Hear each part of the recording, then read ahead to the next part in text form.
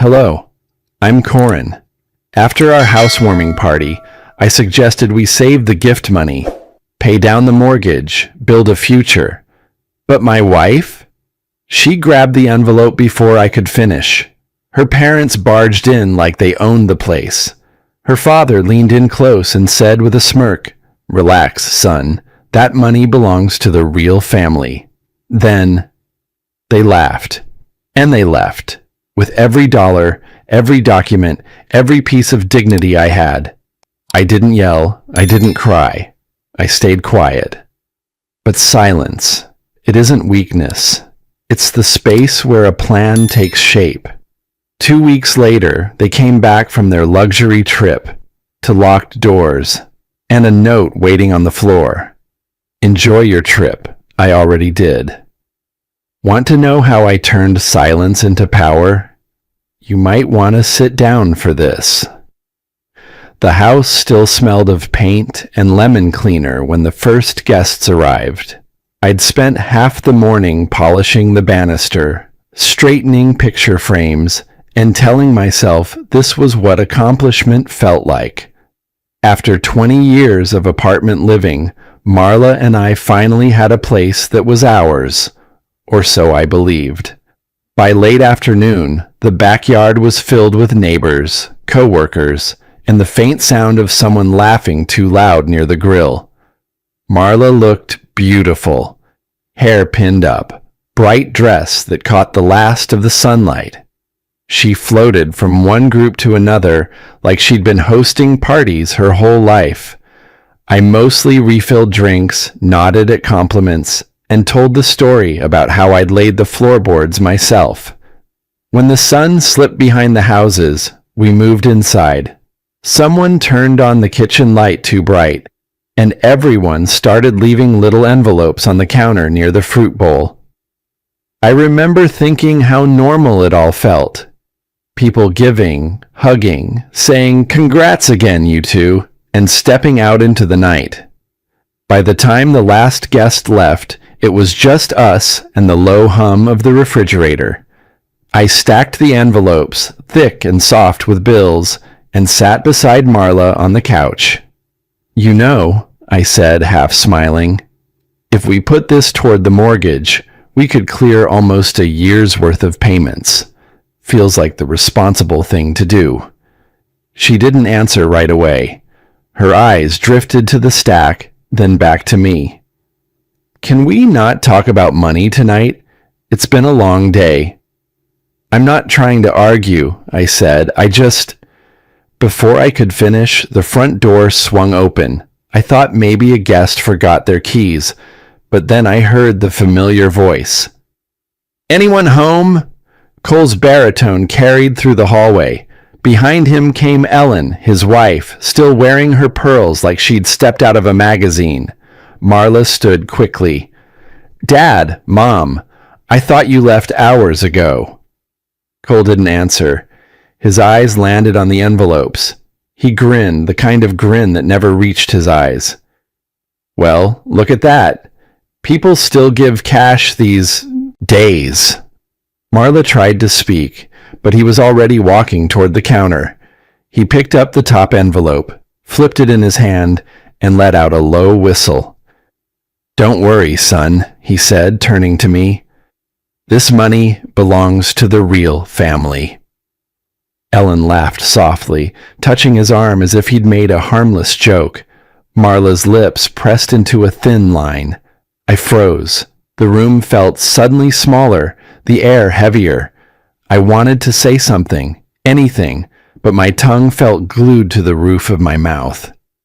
"It's fine," Marla said quickly. "They helped with the down payment. Let's not make it a thing." Cole gathered the envelopes, tucking them neatly under his arm. "Good boy," he said, as though I just agreed to something. "You'll thank me one day." Then he turned, his shoes clicking on the new hardwood as he headed for the door. They laughed as they left, a short, sharp laugh that echoed far longer than it should have. Marla sank into the couch. "You know how he gets," she said. He probably didn't mean it like that. Sure, I muttered, though even I didn't believe it. We cleaned up in silence. The glasses clinked too loud, and the smell of wine turned sour in the air. When she went upstairs, I stayed behind. The counter looked empty now, just a faint rectangle of dust where the envelopes had been.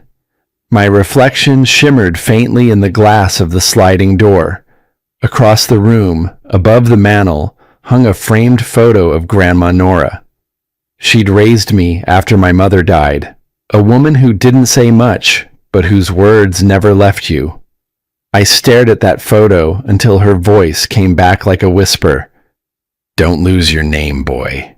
Once they take that, you're no one. I sat there for a long time, listening to the hum of the refrigerator, the ticking clock, the silence stretching between the walls.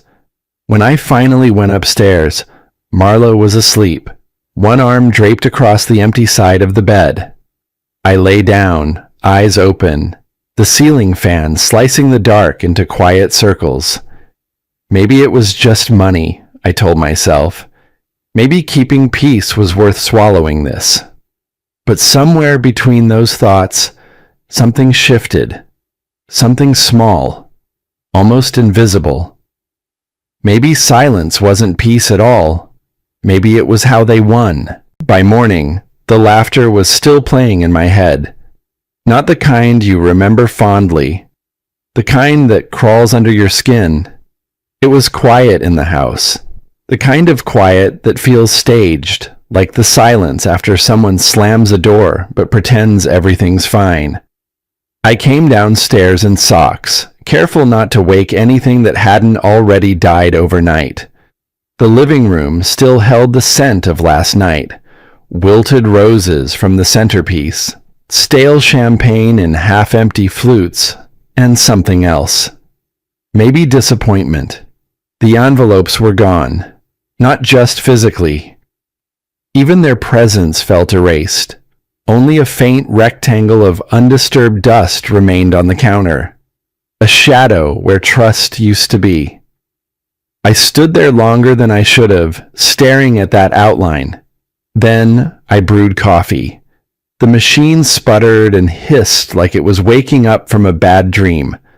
I leaned against the sink, arms crossed, watching the pot fill drop by drop, like it needed time to process what happened too. Footsteps behind me, light, casual. "Morning," Marla said, tying her robe with one hand. Her hair was a little messy, the kind of mess people do on purpose to look effortless. "Morning," I replied. My voice sounded flatter than I intended.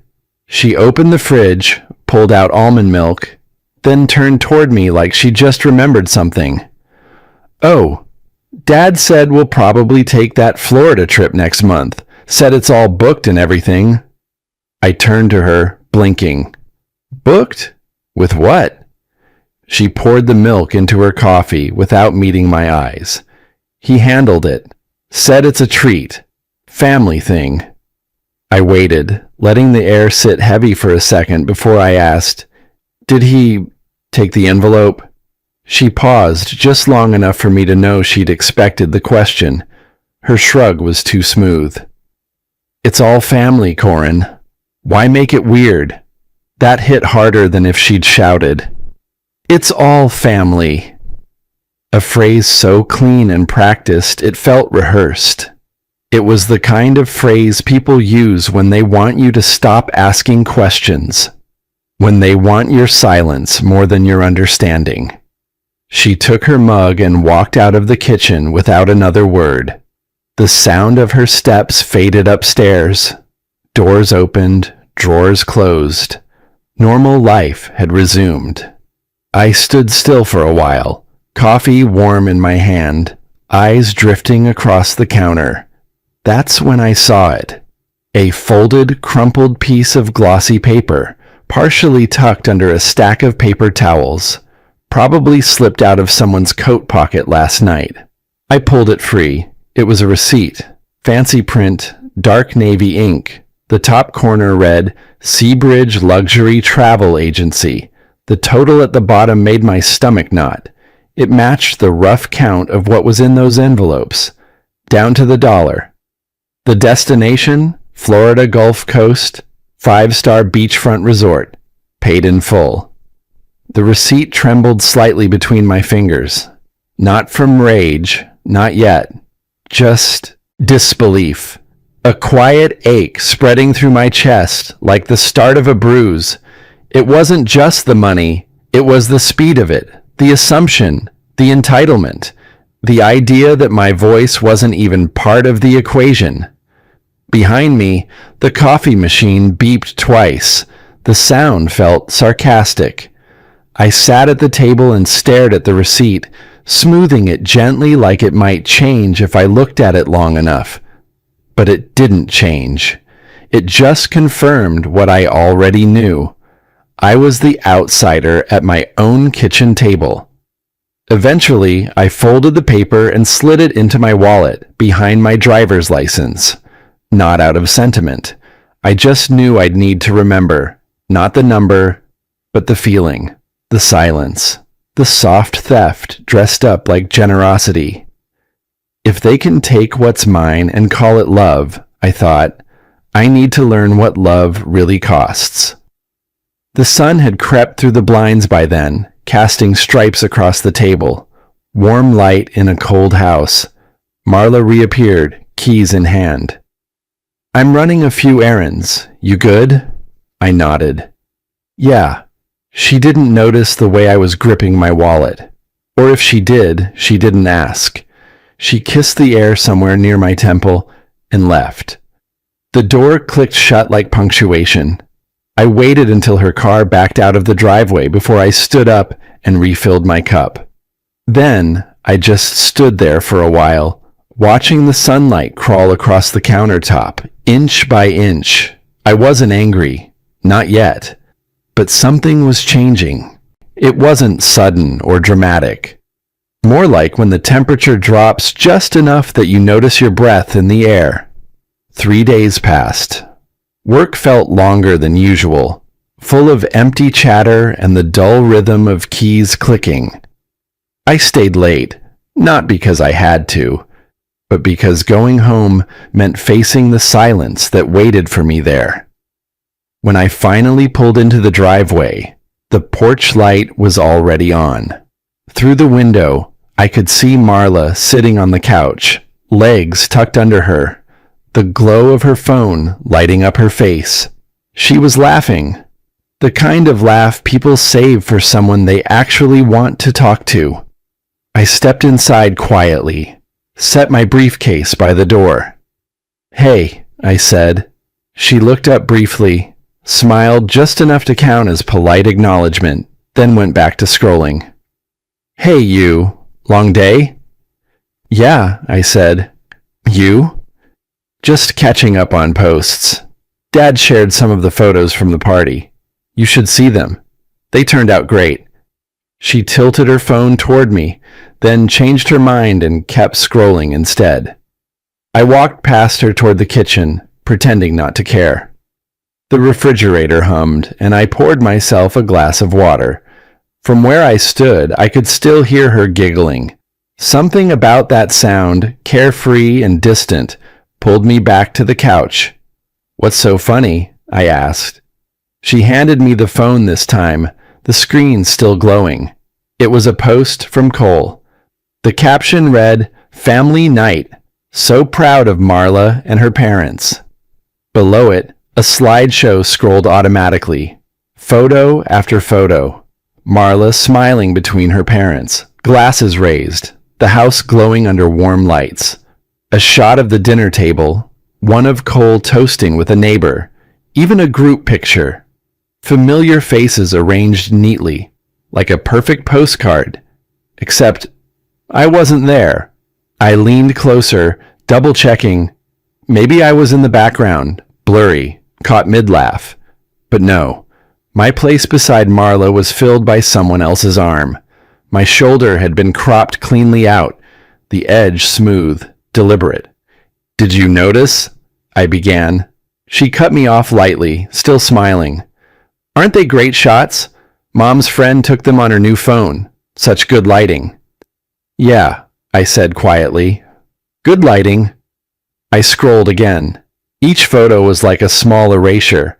Little moments that used to include me, now rewritten without my existence. The comments rolled in. What a beautiful family. You all look amazing. Marla, you're glowing. I kept scrolling, half out of disbelief, half out of something darker. Curiosity, maybe. How far would they go?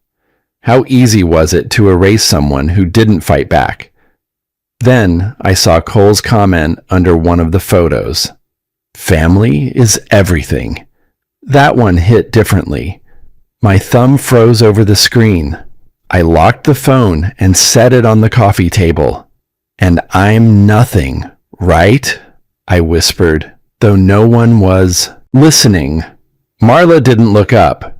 She'd already moved on to another conversation thread, her laughter soft and distant, like music from another room. I excused myself and went upstairs. In the bathroom, the mirror caught me mid-step. I looked older than I remembered, not by years, but by weight. The kind that settles behind your eyes when you stop being seen. I turned on the faucet, splashed water on my face, and watched the droplets slide down the glass. The man looking back at me didn't seem angry, just smaller, faded. In my head, I rehearsed the conversation I'd never have. Why didn't you stop him? Why didn't you speak up? Why didn't you post your own truth? But the answers felt hollow even before I thought them. I went back downstairs, grabbed my phone from the table, and opened the post again. I took a screenshot. Then another. One by one, I saved every image where I didn't exist. Not to confront anyone. Not yet. Just to have proof. Proof that the world could pretend you never mattered. And that sometimes even the people closest to you were happy to help it along. The TV flickered in the background. Marla yawned and said she was going to bed. She didn't notice me slip my phone into my pocket or the way I stared at the blank TV screen long after she left the room. For a long moment, I just sat there, listening to the quiet between betrayals. They'd erased me once. Let's see how long it takes them to notice when I stop showing up. That Saturday, the air had a sharper edge. The kind of crispness that clings to your sleeves and reminds you October's closing in. I watched dry leaves spiral in the driveway while waiting for Marla to finish touching up her lipstick. She stood by the mirror, adjusting her earrings with the ease of someone headed to something familiar. A performance she'd rehearsed 100 times. Ready? She asked. I nodded. No comment, no questions. She didn't notice. The car ride was filled with the kind of chatter that didn't ask for replies. She talked about a new blouse her mom had ordered online, how her dad just had his deck restained by someone who actually listens, and how good it would be to keep things smooth tonight. That word again. Smooth. I stared out the window, watching dusk lean over the rooftops. Cole's house looked like it always did. Proud, overlit, pretending it hadn't aged. The walkway had been edged recently, the hedges clipped into tight little domes, the illusion of control, right down to the shrubbery. Inside, the warmth hit like a curtain. The table glowed with overhead lights, silver cutlery lined up like soldiers. A roast sat steaming at the center, surrounded by carefully plated sides. Ellen poured wine without looking at me. Good to see you, she said to Marla. You too, Marla smiled, hanging her coat. Cole came in, clapping his hands together like he was walking onto a stage. There's my girl, he beamed, hugging Marla. Then, with a passing nod, Corin. We took our seats. Cole, of course, sat at the head, Marla to his right, Ellen opposite him, and me, at the far end, across from no one. like a guest added last minute. Dinner began with the clang of forks and the hum of stories. Cole talked about a property flip that only happened because I saw what no one else could. He praised the contractor, himself, and the negotiations, also himself. Some people just know how to build value, he said, slicing into the roast. Others just live in it. Marla laughed, a little too loudly. Ellen gave her a look I couldn't read. I listened. I nodded. I chewed slow, tasted nothing. To family, Cole raised his glass. To the ones who build it and keep it strong. Everyone raised theirs. I did too. No one looked in my direction. Midway through the meal, between the second round of wine and a story about Cole's boat plans in Naples, I decided to try something. I was thinking of refinancing the mortgage this winter, I said, calm, low, but clear enough. No reaction. Ellen was pouring more wine. Marla was laughing at something her father had just said. Cole kept talking about marinas and tax write-offs. I swallowed hard. Not the food, the realization. I didn't repeat myself. I didn't push. Instead, I picked up my glass, swirled the wine gently, and stared at the slow spin of red. Every time they ignored me, I felt less pain and more certainty. This wasn't a family table. It was a boardroom, and I wasn't on the invite list. I was just tolerated. The longer they talked, the quieter I became. My silence wasn't empty anymore. It had shape now. Purpose. By the time dessert came out, some store-bought pie Ellen reheated, I had already made up my mind. I stood slowly. "Thank you for dinner," I said. They glanced up in sync, like a chorus line. "You're leaving already?" Marla asked, more out of routine than concern. "Long week," I replied. "I'll see you at home." Outside, the cold air hit my chest like truth. I walked to the car alone, hands in pockets, the sound of laughter muffled behind the front door. The house, that dinner, it would all keep spinning just fine without me. I sat in the driver's seat, started the engine, and watched their house lights glow through the windshield. "They think they silenced me," I murmured, backing out slowly. They just gave me time to think. By Sunday morning, thinking was all I had done. The sky hung low and gray, the kind of stillness that makes a house feel heavier. Marla was already dressed when I came down. She was humming softly, scrolling through her phone, wearing that same distant calm that had started to feel like armor. "I'm meeting my parents for lunch," she said without looking up. "They want to go over some plans." "Plans?" I asked. "Just family stuff," she replied quickly, slipping her coat on. She leaned down, kissed my cheek, a gesture so practiced it felt transactional, and was gone before I could ask anything else. The door closed, leaving behind the faint trace of her perfume and a silence that filled the whole room. I sat at the kitchen table for a while, coffee untouched, the steam thinning until it disappeared completely. Eventually, I stood up and wandered. Not aimlessly, just without purpose. Every room felt like a museum of decisions I hadn't made. I found myself at the bottom of the attic ladder before I realized where I was going. The pull to climb came from somewhere older than memory. The attic smelled of dust and cedar. The light filtering through the small window painted everything in a dull silver. Boxes lined the far wall. Old Christmas decorations, papers from my last job, and one smaller chest covered in a thin film of neglect. I recognized it instantly. Grandma Nora's keepsake box. She'd given it to me when I was 15, with one of her long looks that always seemed to see more than she said. Back then, I thought it was just a box of sentimental clutter, ticket stubs, faded postcards, an old locket, and a few small trinkets that meant more to her than to me. But today, as I knelt down and brushed the dust away, it felt like something waiting. The hinges creaked as I opened it. Inside, the air smelled faintly of lavender and old paper. There it was, a small, rusted key tied to a ribbon that had once been blue. The color had faded into something between gray and memory.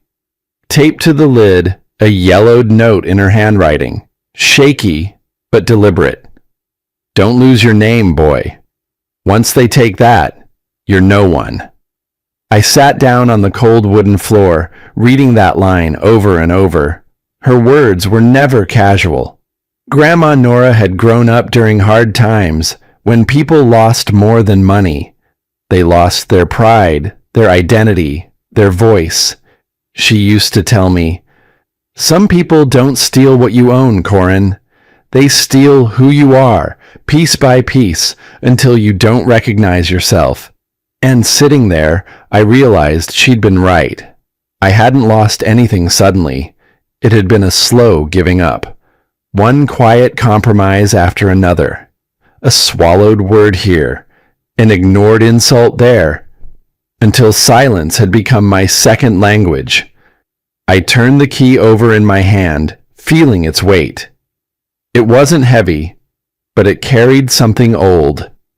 A kind of truth no one could fake. Downstairs, the refrigerator motor kicked on. A faint, domestic hum. Life still happening around the edges of what wasn't working. I thought about the envelope, about the missing photos, about that dinner table where my words went unheard. And then, about the note, about name. It wasn't just about titles or signatures. It was about ownership. The quiet right to exist, unedited. I went downstairs carrying the box with me, placed it on the counter beside the untouched coffee mug. I poured another cup, slower this time. Watched the dark liquid swirl before settling. It was strange how something as simple as making coffee could feel like reclaiming rhythm, like telling the world, "I'm still here." I whispered to the empty room, "They took the envelope. They won't take my name." The sound of my own voice surprised me. It didn't echo. It landed. I carried the key to my desk and set it there, just above a stack of unpaid bills and an old photo of Nora. Her eyes, sharp even through fading ink, seemed to approve. "Every lock turns both ways," she used to say. "You just have to decide which direction you're willing to turn first." For the first time in weeks, I didn't feel small. I felt deliberate. Outside, the clouds began to shift. A sliver of weak sunlight reached through the blinds, landing right on the key, making it gleam for a second, then fade back into shadow. I locked the box again and slid it carefully under the bed. "They taught me silence," I said softly. "Now I'll use it better than they ever did." The next few evenings passed like water under a still surface, silent, steady, but undeniably moving. Marla had started taking her phone calls in the hallway, walking up and down with one hand tucked into her hair and the other flicking through Instagram posts she didn't want me to see. I didn't ask questions. I didn't offer conversation. Silence was working. She thought she had won it as a retreat. She didn't realize I had made it a weapon. In our home office, the light was dim, but focused. I'd replaced the old bulb a few nights earlier. Something about clear light helped me think sharper. The desk was neat, more so than usual, with everything I didn't need shoved into the drawers. The only things left, the mortgage documents, the joint savings file, and a picture of us from 5 years ago that I'd turned face down. My phone buzzed once. I picked it up before it rang again. "Joseph," I said, low and steady. "You're sure about this?" he asked on the other end. His voice was warm, but edged with that lawyer's caution. You want to move the property into your name alone? Temporarily, I replied. Just need a clean reset. No drama. All legal. Paper trail solid. There was a pause. I owe you, he said. You helped me stay sane through my divorce, remember? Hard to forget, I said, watching the cursor blink in a Word doc I hadn't typed in weeks. Okay, send over the scanned signatures. We'll keep it quiet. This won't ring any alarms unless she's looking for them. She's not, I replied. She thinks I'm in here working late again. After we hung up, I moved carefully. Print, sign, scan, send. Everything had to be precise. Not fast, not messy, not angry.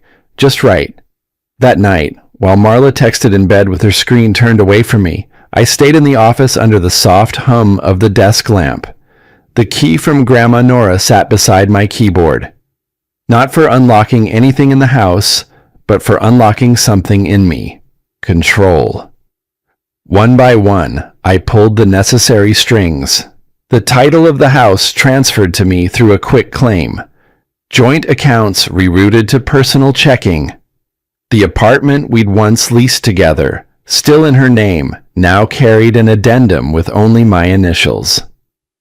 The old life insurance policy with both our names? Paused. No need to alert her, just adjusted. All done without breaking a single law. No shouting, no threats, just paperwork. I found a strange peace in it. Not excitement, not vindication, just control. It was like aligning a bookshelf after years of watching it tilt. The next morning, she mentioned her Florida plans over oatmeal. Dad said we could take the boat out this time, she smiled. You know, just relax. I stirred my coffee slowly. Sounds nice, I said. You'll all have a great time. You're not coming? She asked, almost surprised. I shook my head. Too much to wrap up here. End of quarter. Reports to finish. She didn't argue. She never wanted me there in the first place. Later that night, while she watched a movie downstairs, I sat at the same desk and reviewed the final confirmation email. The subject line read, Ownership updated. Effective immediately. I leaned back in the chair, let out a slow breath, and looked at the photo I'd flipped over days before. I picked it up, studied our smiles frozen in a time before all of this. Then I placed it gently in the drawer and shut it. The key still sat there, unmoved, gleaming under the light. I smiled, not wide, not dramatic, just enough for me. Now let's see how the real family handles being guests, I whispered to no one. The next morning, December's chill crept through the windows, even though the heat was on. It wasn't just the cold. It was the quiet. The kind of quiet you don't fear anymore, but grow into like a perfectly tailored coat. Marla was up before dawn, dragging her suitcase down the hallway, her heels echoing off the tile like a farewell parade. She hummed as she packed, a melody I didn't recognize. Probably something from a beach playlist she'd built without me. I watched from the kitchen doorway as she zipped her bag. Her parents were waiting in the car out front, engine running. Ellen had texted earlier, make sure Corin doesn't forget to water the plants. Plants. That's what I was now. Something to manage while they were gone. Cole came in briefly to grab an umbrella. He caught my eye, then walked over, giving me that familiar clap on the shoulder. We'll take care of her, son. Family looks after its own. I held his gaze, steady and plain. I'm counting on that. He chuckled, not catching the tone. Or maybe he did and ignored it. Men like Cole were always better at pretending than listening. Marla leaned in and kissed me on the cheek. Be good while we're gone, she said, like I was a child staying behind with the sitter. Always, I replied, then opened the front door. They wheeled the last bag out and climbed into the car. The trunk slammed, a quick wave through the window, and just like that, they were gone, headed for their Florida dream, paid for with everything they thought I'd given up. I stood there until the taillights disappeared, then quietly shut the door behind me. That silence, it wasn't empty anymore. It was mine. I walked back to the study. The key was already on the desk beside the deed. The ink on the title change was barely a week old, but it felt older, like something ancient I'd finally returned to its rightful place. Every lock had been replaced 2 nights before. I hadn't rushed it. I took my time, fitting each new cylinder with a steady hand, wiping away the old fingerprints from the doorknobs. There was no music, no fanfare, no anger, just peace. By late afternoon, I'd done a full sweep of the apartment. I opened every drawer, rearranged every cabinet, not out of spite, but intention. This was my home now. Not a shared space, not a borrowed corner. Mine. Their bathroom products went into a single storage bin. Her makeup bag, tucked away in the back of the linen closet. Every framed photo with me cropped out. I took those down, slid them under the guest bed, face down. Then I stood in the center of the living room and looked around. I didn't feel powerful. I felt right. At dusk, I brewed a single cup of coffee, the way I used to before Marla switched us to cold brew. I sat by the window as the sky turned gray and typed one text. Enjoy your trip. I already did. Sent. No reply needed. I turned off the phone, dropped it into the drawer beside the key, and closed it gently. Then I walked to the bedroom, turned down the covers, and laid myself into the mattress without checking emails, notifications, or messages from her family group chat. That night, I slept so deeply, I forgot to set an alarm. And when I woke the next morning, sunlight slipping through the curtains, I didn't check the time. I just laid there, listening to the absolute stillness. No footsteps, no tension, no pretending. Later that afternoon, I noticed it had started snowing, the first real snowfall of the season. I stood by the window, coffee in hand, watching the flakes drift down and melt against the glass. They'd come back eventually. That much I knew, but not to the home they thought they left behind. I whispered to myself, voice calm and steady, they'll come back to a home they never really saw.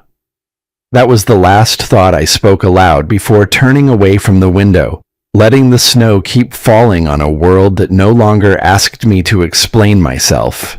14 days, exactly 2 weeks of unbothered mornings, clean countertops, coffee brewed just the way I like it, and silence that didn't press against my ribs. It simply lived beside me. And then it ended. It started with the distant hum of a taxi pulling up the curb, the engine too loud, like it didn't belong in this quiet block. I glanced at the clock. 6:07 p.m. A few seconds later came the first thud, then the voice I hadn't missed. "Corin, what the hell is this?" I didn't answer. I didn't move. Keys jangled. A lock clicked, then clicked again. A frustrated pause, then more banging, this time harder, faster. "Why won't the damn keys work?" Marla's voice cracked through the hallway like a snapped wire. I walked slowly to the door. No rush. I knew exactly what was waiting on the other side. When I opened it halfway, they were all there. Marla with her suitcase handle clenched in white knuckles, Ellen frozen behind her like someone just told her the ground was unsafe, and Cole looked like a man used to winning, just now realizing he'd walked onto the wrong field. He didn't wait. He shoved the door, but I kept my hand firm on it. I didn't raise my voice. I didn't need to. Evening, I said. Cole's face flushed. Is this some kind of joke? We come back and our keys don't work? Our joint accounts are locked. The mail's been rerouted. Not a joke, I interrupted, voice level. Just overdue housekeeping. Marla stepped forward. Her eyes weren't angry yet, they were confused, and that was worse. She truly hadn't seen this coming. Corin, what did you do? I cleaned up, I said, stepping back just enough for them to see the framed deed on the entryway wall. My name. Alone. Cole glanced at it, then scoffed. You think a piece of paper makes you king of the castle? No, I said, but it makes me the owner of this home. Legally. Joseph made sure of that. Marla's mouth parted. She looked from me to the frame and back again. This isn't fair, she whispered. You're right, I replied. It wasn't. For years. Ellen finally spoke, her voice cold and sharp. This isn't how family handles disagreements. I tilted my head. You're right again, but it's exactly how your family handled mine. Behind group photos, behind cropped edges, and champagne smiles. Cole stepped forward, his hand clenched around his keyring. He yanked one of the old keys off and threw it hard at the floor. It skittered across the hardwood and landed at my feet. There, he growled. Keep your precious house. I picked up the key slowly and placed it on the nearby shelf beside the old envelope. The same envelope they handed us at the wedding, thick with bills at the time, a gift with strings knotted tight. I passed it to Marla. She stared at it like it might burn her hand. Inside was a note. Simple. One line. Enjoy your trip. I already did. She didn't open it. She didn't have to. Her hands trembled. Her lips moved, but no sound came out. You can't just erase us, she finally said. I didn't, I answered. You erased me first. I just noticed. Ellen reached for her daughter's shoulder, but Marla pulled away, eyes still locked on me. Behind them, the hallway light flickered. Or maybe I imagined it. Either way, the weight had shifted, and I wasn't the one carrying it anymore. We were your family, Cole said. No, I replied, softer this time. I was your audience. There's a difference. Nobody moved. Nobody yelled. And that silence, that was the loudest thing in the room. They turned to go. No goodbyes, no parting shots. Just the scrape of rolling luggage and the echo of shoes on tile. Cole muttered something under his breath, probably to save face. Ellen clutched her purse like she could disappear into it. Marla looked back once. Her eyes didn't ask for forgiveness, just answers she'd never bothered to look for. The elevator swallowed them in a blink. I stood in the doorway for a moment, then slowly closed the door. From behind it, I heard Cole's voice rise one last time, muffled and distant. You'll regret this. I locked the door. One click, walked back to the living room, stepped past the shelf where the key still sat, and as I reached the window, watching the flakes drift heavier now, I whispered back, No, I finally don't. I stood at the window for a long time after they left. Snowflakes drifted in thick silence, settling like forgotten memories on the sidewalk below. Each one vanished the moment it touched the glass, but I kept watching, letting the quiet seep in. No footsteps, no shouting, just the muffled hum of winter and my breath against the pane. Eventually, I turned away. The house no longer echoed with tension or hollow laughter. It was still, and for the first time, that stillness wasn't a punishment. It was permission, a soft nod from life itself, telling me I didn't have to fight anymore.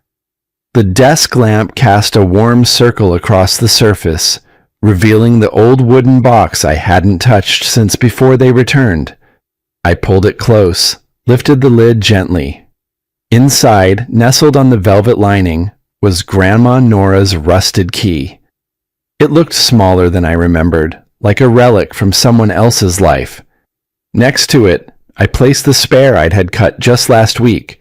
Polished silver, clean edges, a future with a handle, 2 keys, 2 versions of me. The old one was for the boy who thought silence meant weakness, who stayed quiet to keep peace that never belonged to him. The new one, that belonged to the man who learned silence could mean clarity, choice. I picked up the rusted key, turned it between my fingers, feeling the cool bite of metal and memory. Grandma's voice drifted back to me, faint as wind through dry leaves. "Don't lose your name, boy." And I didn't. I nearly did. I bent too far for too long, but I never broke. "I found it again," I whispered, placing the key back into the box. I clicked the latch shut, slowly, deliberately, then tucked it back into the drawer. Not hidden, just done. A few hours passed. I made dinner, cleaned the dishes, sat in my worn armchair with a mug of tea, letting the steam warm the cold spot behind my chest that used to ache. The phone buzzed once. It was Joseph. "Just wanted to confirm," he said without greeting. "Everything's wrapped up. They won't fight it. They know it's airtight." "Thanks," I said, my voice even. "I'm not trying to ruin anyone." There was a pause on the other end, then he replied, "Corin, they thought they could use you and walk away clean. I don't need them to lose," I said. "I just need to stop being their lesson." Another silence, but it wasn't heavy. "I'll call if anything changes," Joseph said finally, then hung up. I set the phone down and looked around the apartment. The same walls, the same floors, but everything felt different. Not because I'd changed the locks or moved a name on a document, but because for once, every object in this place was mine again. Not just legally, emotionally, spiritually. There was no applause, no catharsis, just that strange, subtle ache of letting go, the kind that's half sorrow, half relief. I walked to the bedroom, opened the drawer. Beside the bed, the new key sat on a small dish, shiny, untouched. I left it there and returned to the window. Snow still fell, softer now. It blanketed the street, the rooftops, even the cracked sidewalk where the Danners used to park. The world had moved on without their noise, and so had I. I whispered again, not to anyone in particular, maybe to the boy I used to be. Silence isn't weakness, it's just another kind of power. I turned off the lamp. As I did, the light caught the frame on the wall. The deed. My name, alone beneath the glass, reflected for a heartbeat before the room dimmed completely. And in that final breath of night, I knew the truth. They took everything they could carry, but I kept what mattered most, my peace.